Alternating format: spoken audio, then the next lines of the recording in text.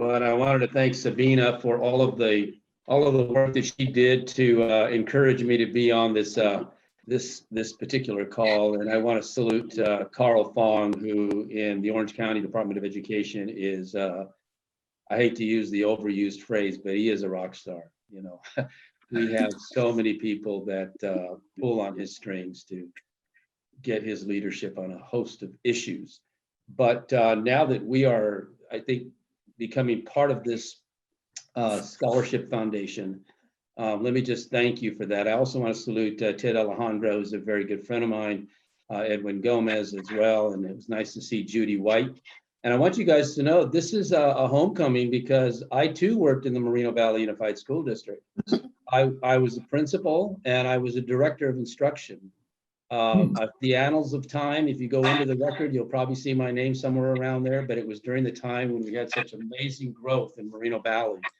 And I don't know if you know the name Bob Lee, but he was a superintendent many, many years ago.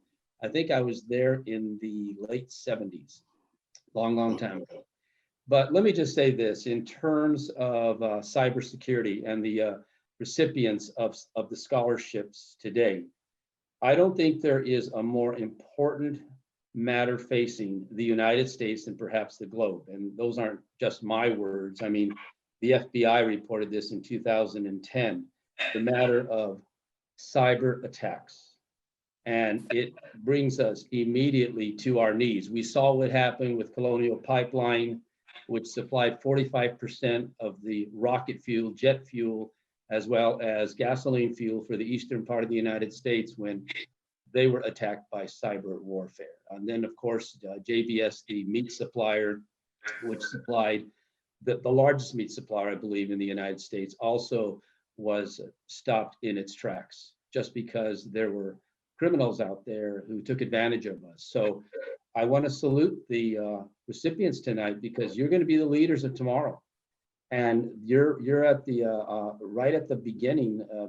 I mean, this has been an issue for a long time, but right now, you guys are moving into an industry that's going to reward you handsomely in so many different ways. But I think principally and most paramount will be in the safety of our students and our citizens, actually. So thank you for that.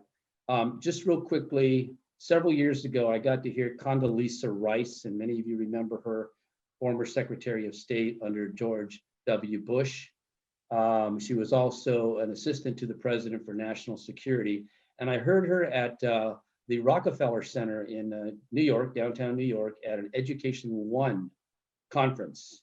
And she was talking about the United States losing its edge on cyber security, that cyber warfare was an existential threat, a big threat to this country. And one of the things she commented on was the fact that our students were not multilingual and they needed to learn more than just one language proficiently, but also that we needed to have our students enter into this field robustly in large numbers.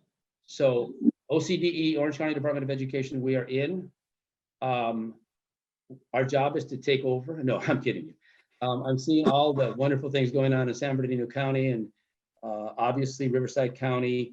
I heard somebody talk about even expanding this, and I want to salute Aaron Barnett's mom and dad for being on the line. That's wonderful. They're, you know, the fruit doesn't fall far from the tree, so I'm sure that all of his character and the attributes that he brought to the workplace is a result of his parenting, his mom and dad. So that's wonderful. But let me just say this: if you take San Diego's coming in, as I understand. So if you take San Diego, Riverside, San Bernardino, Orange County, go to Imperial, go to Ventura, go to Kern, you will have about 3 million students. We would be the third largest state in the United States with that number. So think about that.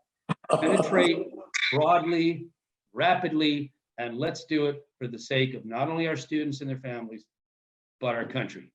So I salute the recipients of this scholarship. It will definitely spur you on to get more scholarships, potentially, and you'll find your place in American society and you'll be the leaders that we desperately need.